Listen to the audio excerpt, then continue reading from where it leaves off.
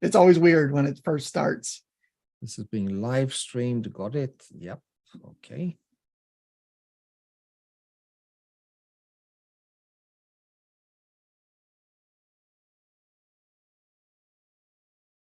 All right, here we go. All right. Hello, everyone. Welcome to another episode of Marketing Pains, the podcast where we talk with real window treatment and awning service providers or business owners about their successes and struggles related to marketing their business. Today, we have a service provider that I first met last year at the Sun Shading Expo in Fort Lauderdale. Very excited to have him on today. And at the expo, he had a few sessions on shading, and I'm really delighted to have Anders on today. So my guest started with solar shading back in 1993 as a sales rep for Hunter Douglas. He managed project sales for 4 years until 2001 when he joined Somfy Nordic AB as project sales manager. In 2014, he moved positions from Somfy SA International as international business developer.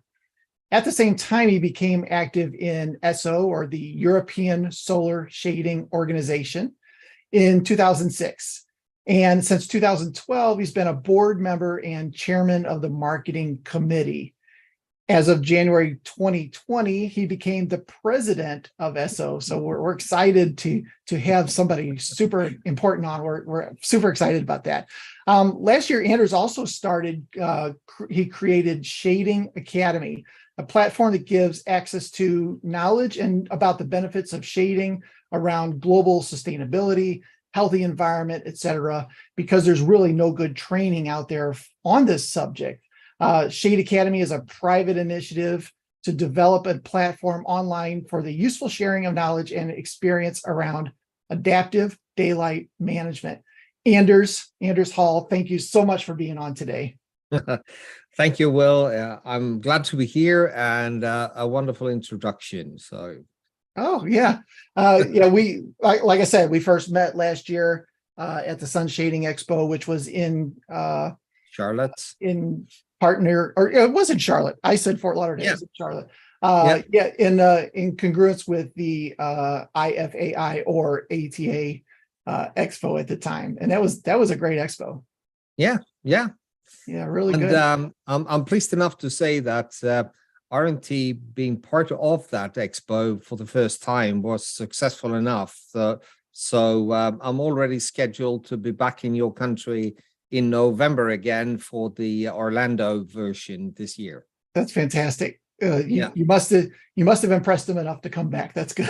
No, I'm part of. I always claim it's about teamwork. Yeah. Love it. Good. Yeah. So let's jump in. Give me the 2-minute kind of elevator pitch about your company. Well, I have two hats today. I could start saying that I did retire in April last year. Okay. And coming up towards retirement, I said to myself, my work in ESO, the European organization, was taking off in such a direction that I just didn't want to leave yet. Right. I want to follow through and see what we've been fighting for since all these years to achieve for the benefit of the industry. And I said, I need to support myself somehow financially to be able to do this. So I realized, looking back when I started traveling from 2014 around the world for Somfy at the time, which was my employer, that there was an immense lack of awareness and knowledge about the potential benefits of dynamic solar shading. So I came up with the idea that, and during COVID, obviously, with all the online tools developing, I came up with this idea to create the online platform, shadeacademy.com, where I offer about 10, 11 hours of deep insight in detail about all the aspects of solar shading that needs to be understood to properly be able to specify, select, promote, and sell, etc. So this is where I am at the moment. I'm in the middle of my startup on marketing this. Yeah, Appreciate it. but you've already got a good library of content out there. And we're gonna dive into some of the cool things you're doing with some of that content a little bit later on. But your plan is to continue to grow that, right? Yeah, absolutely. And just recently, I was re-elected president of ESSO until 2026. So at least until then, for now, you need to bear with me. Yeah, I'm going to stick around at least until 2026, nice.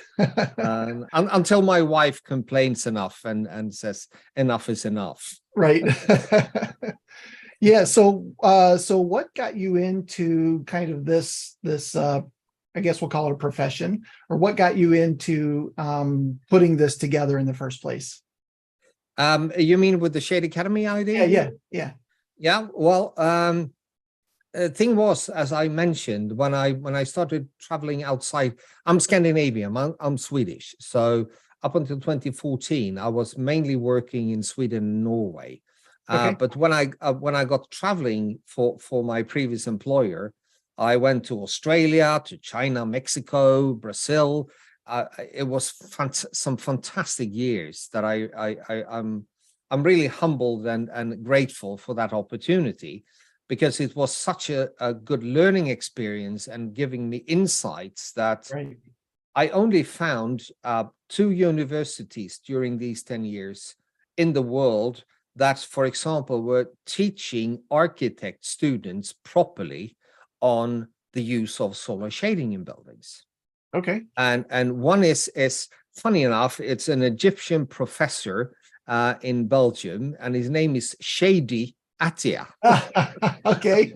That's great. Yeah, and the other one was a university in Sao Paulo, and but nowhere else this is to be found properly. Yeah. And I did a head count, because during the years as an employee, I had to report my actions. So I made a head count, and from 2014 up until COVID, I had seminars and educational sessions for between 300 to 600 architects, facility managers, developers, builders around the world, 300 to 600 every year. And every time I got the comment that, wow, this was really interesting. We didn't realize this. We never heard about this, etc. And then 3 years before COVID, I became a very good friend of the head specifier, Oscar Storm, his name is, of Saint-Gobain in Scandinavia. And we started talking about the collaborative, thing with the shading and the glass as well. Okay. Glass is also developing in interesting ways, and we need to understand each other to bring the best combined benefit for the building. And that was a fantastic added dimension to my work. Yeah. And I said to myself, just maybe coming up to April last year when I retired, here is something. And I saw the increased use. I mean, I'm 66, so I'm not a young tech nerd or anything. I knew nothing about online platforms or recordings or anything. So I started studying on YouTube, and I learned about softwares, equipment, and everything, and green screens and all that. And I started building this educational session kind of thing, which has now, long story short, has become not a masterclass anymore, which was my original intention, to certify people. But now it's like an online toolbox, fully accessible, of which you can become a member, and you can find answers to your questions depending on what actual issues you have on the table right now. That's awesome. I love it. So you really dove in deep and started learning about all the different aspects of how to put this together. Well, actually, yeah. Well, I always say, and I said it at the General Assembly in Brussels just 2 weeks ago when I met my colleagues in ESSO. I said to them, honestly, I wouldn't be half of the competence I represent today without having the opportunity of working together with these fantastic people in Europe, Right. because it's been such an amazing learning experience. And I every opportunity I have, I say we probably in ESSO gather about some of the best brains in our industry. Right. And I've learned I'm a communicator. I'm not a technical guy. I'm not a scientist or anything, you know. I'm a business developer, but Sure. I need all the other aspects, and I can get that from these colleagues, and I've learned a lot. So I started actually recording and realizing that, well, I learned something over these years. That's So great. yeah. I love it. So you probably kind of already answered this, but what is your unique selling proposition, or what makes you different from other people that maybe I don't know if there's anyone else attempting this, you know? Well, actually, in the sense of an online platform, bringing this this kind of knowledge around solar shading and adaptive daylight management, we still haven't found any equivalents around the world yet. I've got a Maria Moya. She's chairing the professional development committee in ESSO. She's also a partner with me in Shade Academy. She's doing everything what I do, and in her way of doing it, in Spanish for South America, Mexico, and the Spanish speaking population in the US, obviously, as well. And I'm about to sign with a young PhD student I met in Sao Paulo to do it in Portuguese. Okay. And well, we hope that this year is the launching year where we're going to bring the awareness that this is available. Right. Yeah. Yeah. So interesting challenge. Yeah. Yeah. That's always when you get a fairly new project, you know, getting people to even know it's there, obviously. Which obviously, you know, pushes us towards marketing, which is what our podcast is about anyway. So, so let's talk a little bit about that. So you've got a platform with all the videos are up there, all that kind of stuff. Who really is like your main target audience? My main target audience initially comes from, as I need to respect my, let's say I have two hats. One is the president of ESSO, and one is my private hat of Shade Academy. So in terms of Europe, within ESSO, we have a training program established, actually based very much on my initiative some years ago, and training our own industry. The members connected to ESSO should have this available for them, and they can become certified as solar shading advisors, which is like an introductional level for let's say installers and small mom and pop shops, or you know, not to deep diving into the nitty-gritty details of the building physics, but to make common sense, like using internal shading to improve the winter insulation of a window, for example. How many knows about that? I mean, that can be easily used as a sales argument when you meet private customers, etc. But then again, as soon as I with Shade Academy, I leave Europe, my material and my content, it is about shading. So anybody would be more than welcome to join the group.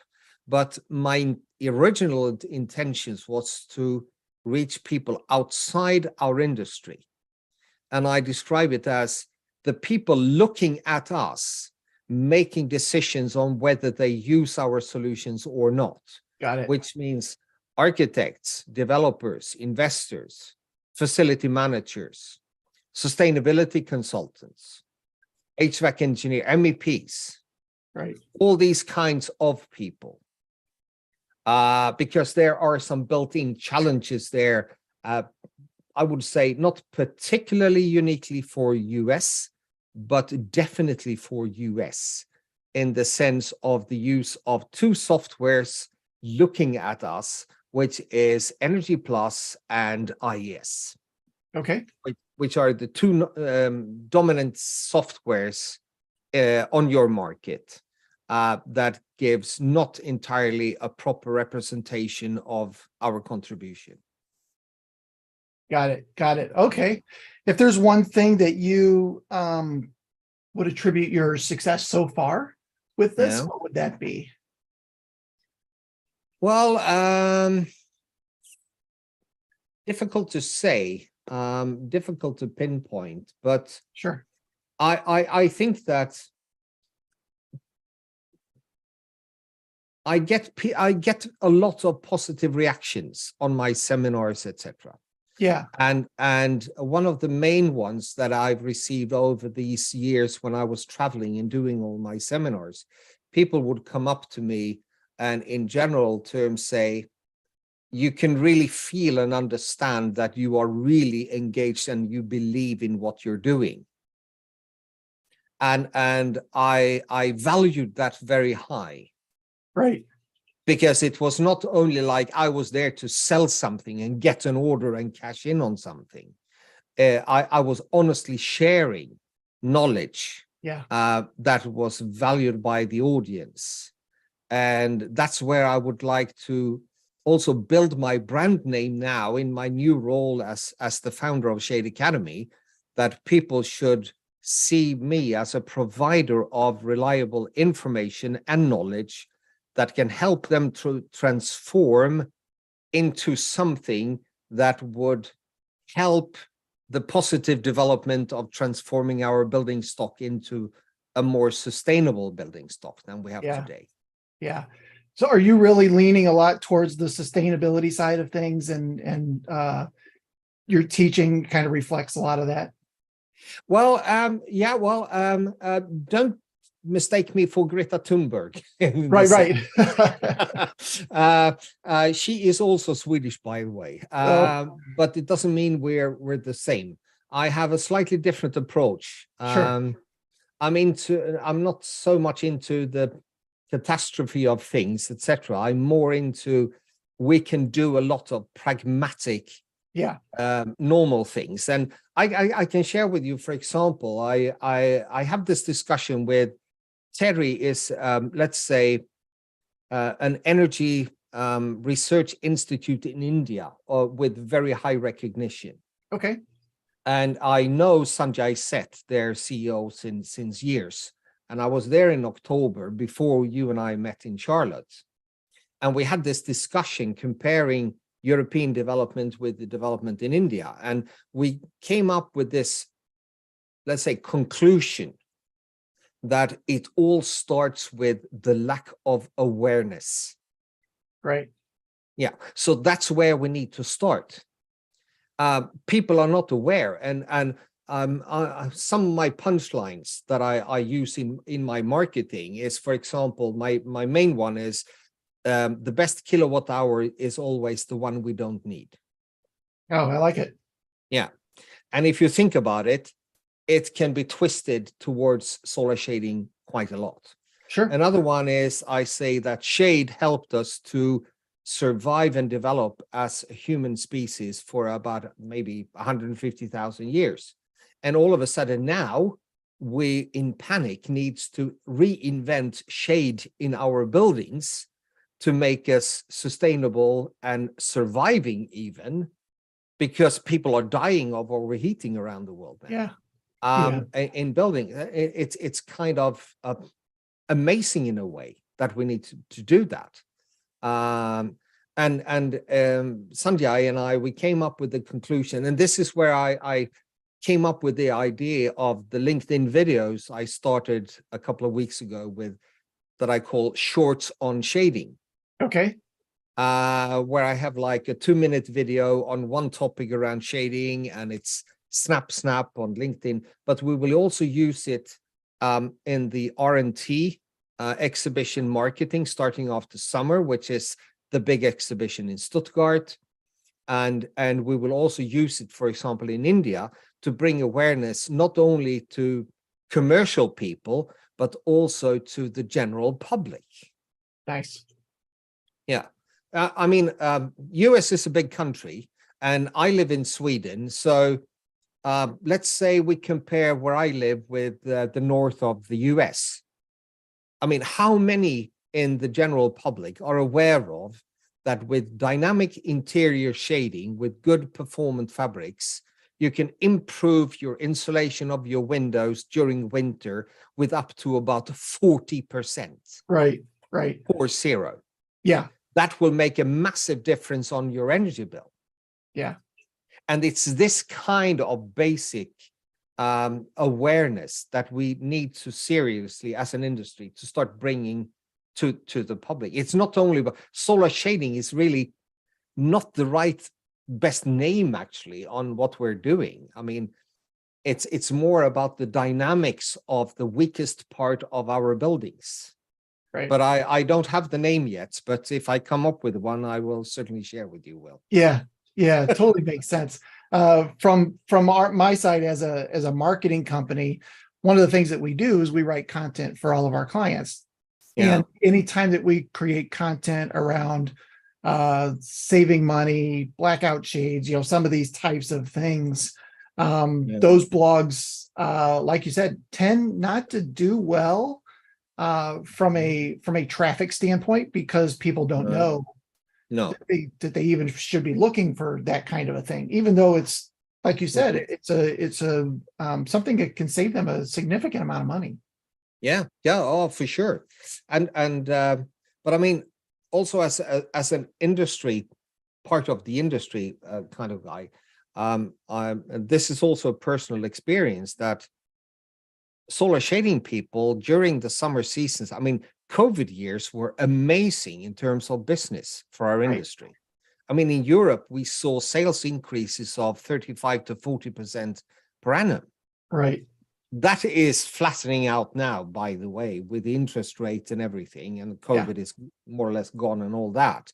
But the challenge we have with what I'm talking about is that I frequently meet people from our own industry, installers, that would say to me, "Oh my God, Anders, do you mean I need a PC now to sell my awnings?" Oh, I don't care. And he's probably driving a much bigger car that I have. He's probably also has got a boat 4 times the size of my boat. And every 3 months, every year, he goes to like Florida every summer when he closes down his business. Yeah. And I'm trying to tell him that he can sell solar shading during winter. And he says, well, why should I care? And the challenge I have with we have with that is that I can't tell him that he's wrong, because I can never tell him to do his business. He's happy, he's making a good turnover, and that's fine, that's beautiful, Yeah. But what I'm aiming for now is to reaching out to the broader public, both the domestic one, but also mainly because my past is related to commercial buildings. That's where I come from. And if I can reach the architects and developers, and I say, if you follow the cash, we should reach out to facility managers, developers, and investors. Yeah. Because they are paying for our stuff in the end. And if I can help to create a demand from the top, it will funnel through to our industry eventually. Right. But then also that means that our industry will be asked questions about energy efficiency and all this. And this is where it's very important that we also, in parallel, prepare our industry for that kind of questions. Makes because sense. Yeah. Again, in the business development sense and the marketing sense, you can never say that I claim a seat at the table when these decisions are being made. You have to deserve that by being the professional they expect to talk to. Yeah. Yeah. And professionalism always starts with knowledge. Yeah. And it makes sense that you would kind of target the architects and the those types of that kind of an audience. Because ultimately, just by getting into talking with them, you're going to affect all the people that use that building, for instance. Yeah. Right. You're going to impact a very large part of society with that small audience. Yeah. I can share, if we have time, I can share a short recent story with you that Sure, really go ahead. highlights what I'm talking about. Sure. So a very good friend of mine, he lives only 10 minutes away from where I live. His name is also Anders. He's like the top installer in my hometown, which is Gothenburg. Okay. And he's doing more or less more than 90% of all commercial buildings with shading in Gothenburg today. Got it. He was involved in a project recently where the specifying architect was interested in the technical aspects, which is not natural all the time, you know. So it was very positive. It was specified with dynamic solar shading, with automation and motorized internal roller blinds, etc. Yeah. For quite a big office in the city here. Now, when that building goes out on contract to the construction company, they say, shading will be too much cost, etc. We just remove it from the budget. So it became manually operated solar shadings instead. Okay. Roller blinds on a bolt chain in the whole office. Now the building is already in use since 6 months. And even if we had winter, the people moving in, it's one company moving in, it's their new head office. They are absolutely appalled about the indoor environment. Now, this guy, he has a meeting with the architect, the head architect for the project. And he says, what's going on? You know, you removed this functionality from the building and now people are unhappy. And he said, it's almost horrifying to tell you about this, you know. The answer from one of the leading architects in my country, he says, as an architect, I'm responsible to deliver the visual perception of the working environment. It's not my responsibility to care about the technical aspects. Oh, you see what I mean? Yeah, yeah. And my mind goes like poof. and it's like, yes, you're designing a beautiful building, but now 400 people move in and they suffocate. Yeah. And you say that's not part of your responsibility as an architect. Right. Come on, wake up. And that is what making me, like, let's say, a slightly different version of Greta Thunberg. And this is what is triggering my ambition around Shade Academy. So around that architect and that mindset, what is your biggest challenge in promoting Shading Academy or trying to get in front of them? Well, it's simple enough in the sense that so far we haven't seen, me and my colleagues, any similar offer to this kind of audience. And because of their unawareness around it so far, there are some, I must say, I mean, we have Mark Curson in Australia, we have PLP architects in Germany, we have, you know, a handful of these cherries in the pie that do understand and address it and do successfully specify and execute buildings of very, very high level performance, but they are very few. I mean, I come back to India, for example, when Sanjay told me that we have today, this was October last year, he said, we have in India today 246,000 architects registered in India. Wow. And we said, would it be doable within the next 3 years that we could train maybe 5,000 of them? Right. And he said, yeah, well, I think that's doable. Yeah. Because I think that if we can train the first 5,000 there, if we could train the first 2,000 or 500 in the US on this, that will start to create ripples. Yeah. You know, because it goes so well together with the general societal, ambition around sustainability. Right.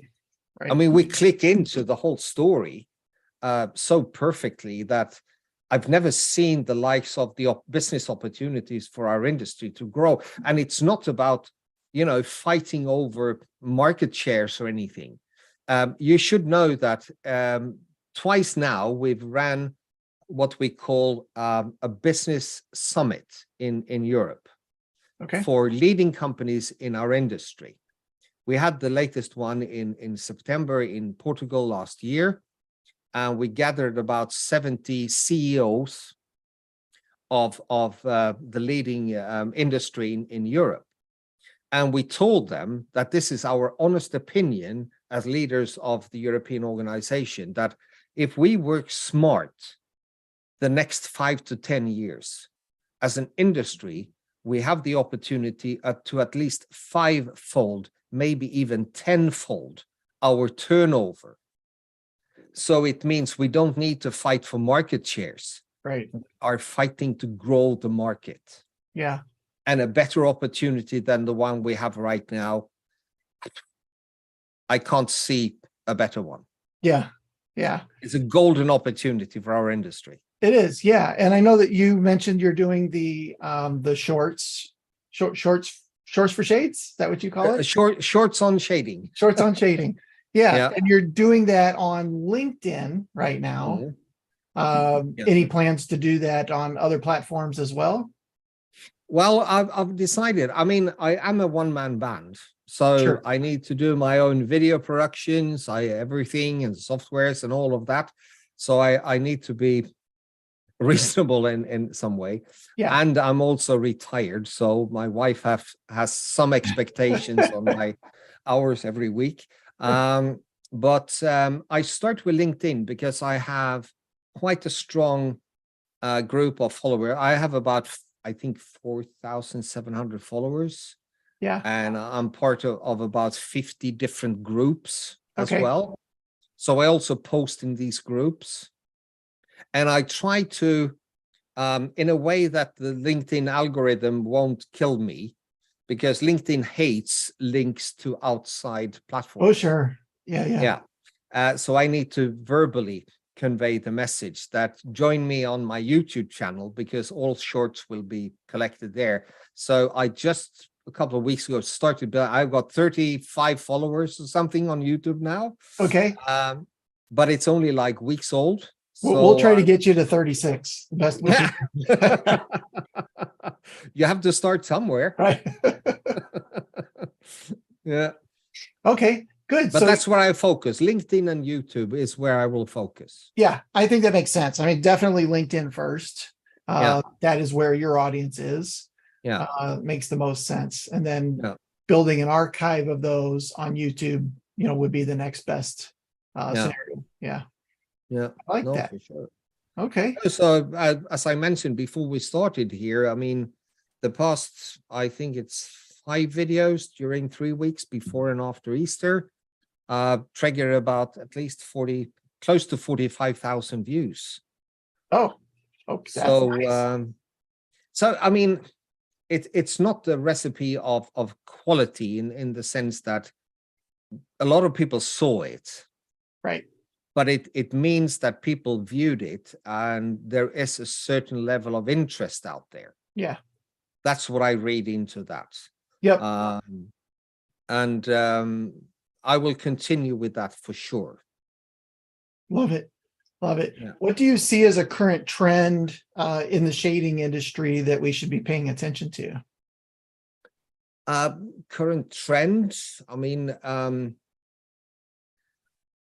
well, in terms of Europe, I mean, Europe is quite, in some parts, quite a strong external solar shading market, particularly if you go through Norway, Germany, Switzerland, Austria, and with shutters as well coming into the scope. You know what I talk about when I say shutters, really closing down the windows like in Spain and Italy.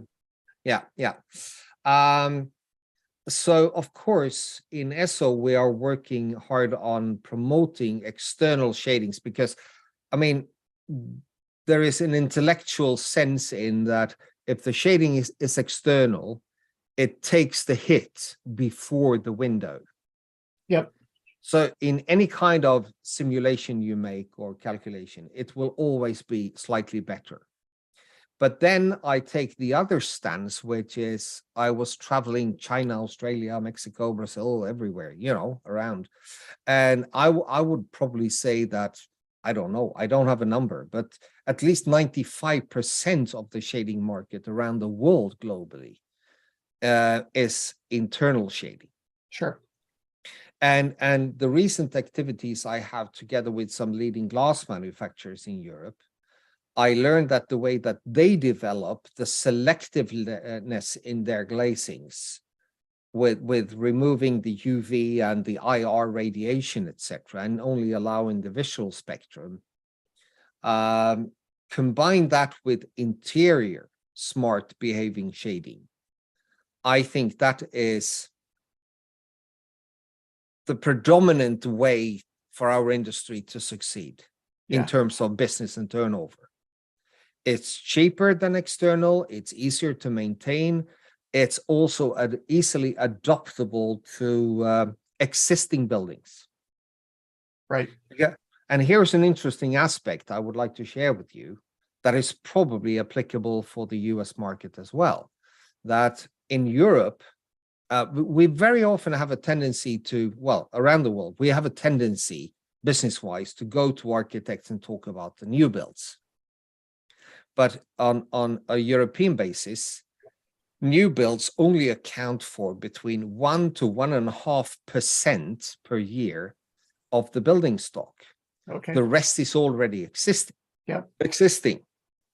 So I've said for the past at least 5 years, I said the new business environment for our business to grow is to find a business model to approach the existing building stock, where you by tradition won't have the setup with a builder or architect or sustainability consultant. Right. You might have a private building owner that has 25 buildings in Houston, for example. I mean, how do you approach him or her? Right. That's slightly different. You need to talk to facility managers. I did that in Oslo in January. I met 22 of them, the leading ones, holding in their hand about 85% of commercial buildings in Norway. All of them had a weekly issue in regards of solar shading. Oh. In the sense that they had a 15-year-old system that needs to be refurbished or something like that. So this is where our industry, and I think a lot of companies in our industry are missing this business insight, if you could call it that, to recognize this, that for potential growth. And I mean, 85% of existing glazing in Europe today is either single clear or double clear glazing, which means there is no built-in energy performance in the glass. And with interior high performance shading, you can, as a very cost-efficient first measure, create a lot of benefit for the business owner. The glass industry in Europe obviously claims that you should remove all windows, 85% of windows in Europe, and make them triple glazing and quadruple glazing in Scandinavia even. Yeah. But the cost factor of the fourth glazing, for example, definitely pays for the shading. Interesting. And quadruple glazing is thick, it's heavy, and it's very expensive, and doesn't fit in all the facade systems we have available. So, I mean, we have built-in benefits for our industry to market our offer in this aspect.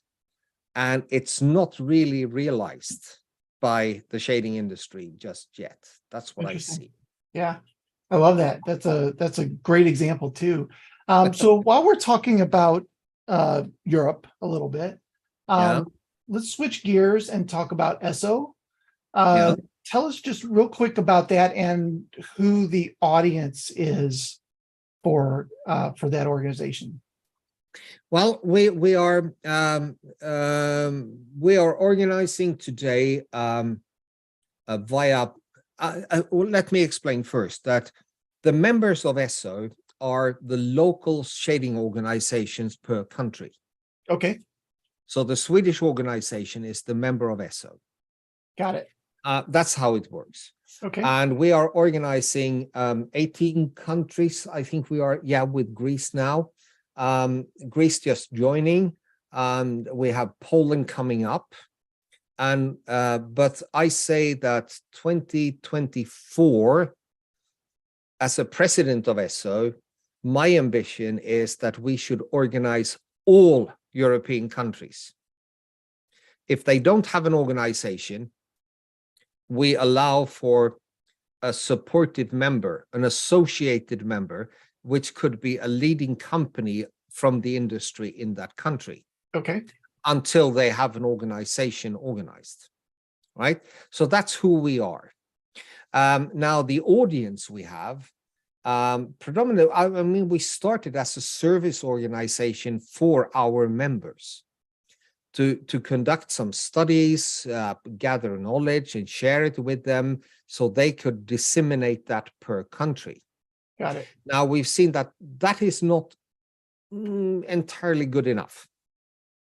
So that's why we had these business summits that I previously mentioned, where we now address leading companies around the European industry directly as well. It's not to compete with the local organizations, it's to create a more direct communication. Because we have now, for example, in Europe, sustainability obviously is high on the agenda.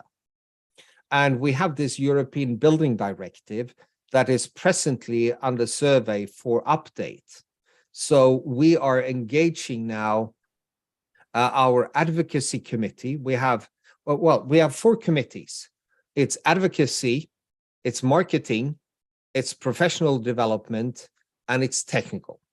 Okay, So the technical committee was the first one. They are doing some very interesting scientific work. And that leads us to what we can communicate via the advocacy committee when we now approach the EU Commission and say, you should, for example, at this very moment, it will be actually discussed next week in Brussels, if they accept in the technical definition of a building system to include electrically operated solar shading, together with artificial light and HVAC, air conditioning, etc. right. And if we become a technical building system, that will mandate to see us, because as a bit sloppy way of saying it, but today in terms of regulation, we're like a plant of green leaves or a doormat or something, Sure. You bring it in if you consider you need it. But if we become a building system, we need to be considered properly. Yeah. So that has led, for example, to in France now, you won't get a building permit for a commercial building without the specification of external shading. Okay. Full stop. Germany had 2022 the first tax reduction on investment in dynamic solar shading, and they ran out of money in, I think, 6 weeks. Oh, that means there's a demand for it. I mean, so there is people that know about it and want it. Yeah, exactly. Yeah. So this is what I say. This fantastic environment we're in at the moment as an industry, to work smart in different aspects, we can so grow our market. Yeah. It's amazing. Yeah. It I is love that amazing. initiative that Germany did. That's really good. I've got the question I always ask, if money were no object, what is Yeah. the craziest marketing thing you would do? I think that's a fantastic answer, right? I mean, they Well, did it and ran out of money because of it, right? yeah, exactly. What we did also this year, it was a bit late, so not all countries could join, but it was the first step. And it's definitely something that the US market could join us in. Well, you know, the 21st of March is where we go from winter to spring in the Sure. calendar. So the 21st of March was the global shading day in Europe for the first time. Okay. So we came up with this idea in our marketing committee and say, we have all these days for anything, going on for commercial reasons. So Right. why not do a shading day? Yeah. And in some countries, I can tell you, in Italy, they were very active. In Spain, in Czech Republic, I mean, we had like 10 to 20 articles being published in the building press Wow. as a consequence of these activities. And next year, 2024, it's the second time. So more countries will have time to plan and join, Right. And I'll say you could join. I can mention to you that in the General Assembly the other week in Brussels, we had an associated member from Mexico. And we also welcomed the first associated member from Canada. We will have soon from India. I'm planning to go to Australia in September, hopefully. And then BMAA, the organization in Australia, would like to join forces with us. So, I mean, what we are seeing now is actually the embryo of what could become a global movement. Right. Which is something that I've had in my head for the past 10 years. Yeah. Yeah. And it's another answer. Go ahead. No, and it's just another reason on the list for why I can't retire yet. I need to stick around because it turns out it's starting now. So I need to see this through, Yeah. It also does wonders for your exposure and just getting the word out about it being, like you said earlier on, a lot of people don't know that they should even be learning about these things. So that's fantastic. I love it. Yeah. It's great. It's really inspiring. Yeah. Yeah. So Anders, this is going to be another two-parter. How can people learn more about the Shading Academy and ESSO? Well, we are presently, don't visit eso.com just yet. Okay. Because we are in the process of completely refurbishing the website. Okay, cool. Yeah, it's grown on an old platform for years. It was started in 2004, and it's old technology, and it's very confusing, etc. So, actually, my daughter, she's a digital marketing girl. She's doing a lot of the work together with our marketing committee at the moment. Okay, so, awesome. es-so.com will very soon be completely refurbished. Okay, we'll put that into the show notes for sure at the bottom. So yeah, and there you will be able to find some recent. We don't publish anything older than 2015. We've done recent years really interesting studies and projects that we are more than happy to share with the industry and around the world that you can read and use in as addition to building your marketing stories. Sure. And I mean, remember, even if we say that, again, Europe and US, look at the globe. I mean, we are on the same latitudes a lot. Right. So you could use a lot of what we have come up with in your marketing story building, for sure. Okay. Sure. Absolutely. And then we are in very good collaboration with LB&L in San Francisco, Lawrence Berkeley, It started with Steven Salkovich, who's now retired, but we got Charlie and his team. So we are in good collaboration with them. We are in contact with the AERC initiative in the US, which is the window rating scheme for window attachments. I haven't followed it closely the past 2 years, but I have colleagues that do, and we have the same kind of ambitions going the same way. I see that we are collaborating with the US in the sense of establishing an online database on performance, not statistics, but performance data. I mean, what does this fabric really bring in terms of the calculation?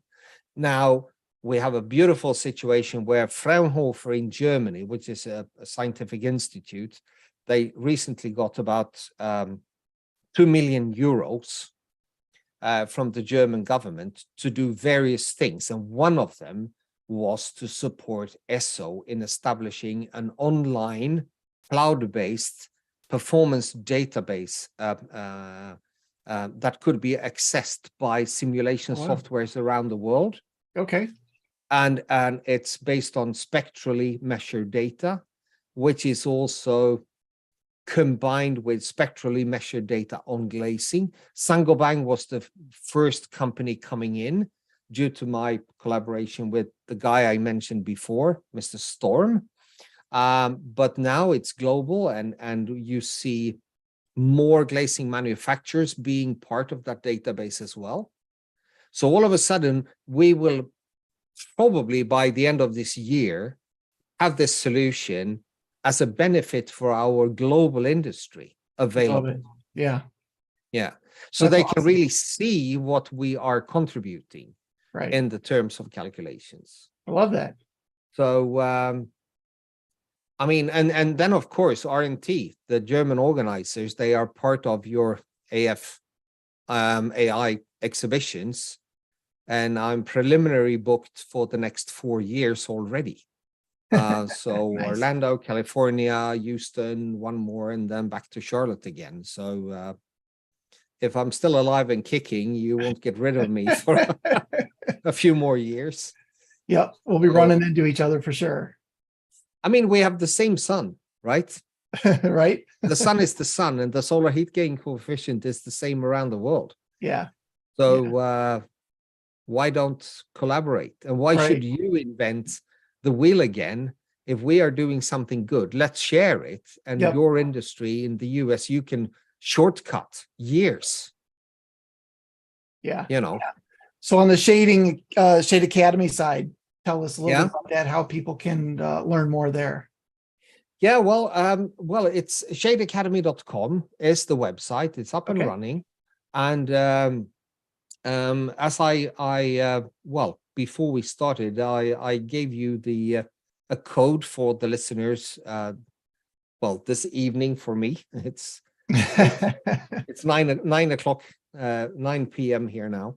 I give a 15% discount using that code that you might provide to them. Yeah, we'll put it in the show notes below here for sure. Yeah, I appreciate that. And it's to be seen as a membership. And let's say that if you access today, you will find enough content to justify becoming a member of the content for the first year. It's a 12-month membership. But the way I set it up, without any numbers on the chapters, it's more based on content in 12 main sections. You can deep dive in what's important to you. And I have loads of ideas for additional content to be added to these things, to these chapters. And I try to make them like 3 to 5 minute lessons so they are easy digestible. Yep. You want to learn about how to define the solar heat gain coefficient, you will find a video 5 minutes and you know it. Yeah. So you can use it as a toolbox on a daily basis. And we do have plans, because my Maria Moya in Barcelona doing Shade Academy in Spanish. We are already talking about eventually before summer, maybe having the first webinar like we have today, you and I, where we will share some insights and content, which is then cost free of charge for the members. And we will build from that, and also very importantly, built on what kind of requests we will get. If people will say, could you explain more about this? I'm missing that, or whatever. We will have really big ears listening to that, and do whatever we can. Right. To fill the gaps. Yeah. That's great. Because the ambition is that the Shade Academy should, over the years, become, that's my personal ambition, the go-to platform for knowledge around dynamic solar shading and adaptive daylight management. Yeah. Sustainability and everything. So awesome. So it's just going to keep growing. I love it. That's great. Yeah, that's what we're working towards, at least. So. Sure. Well, listen, Anders, I thank you so much for being on today.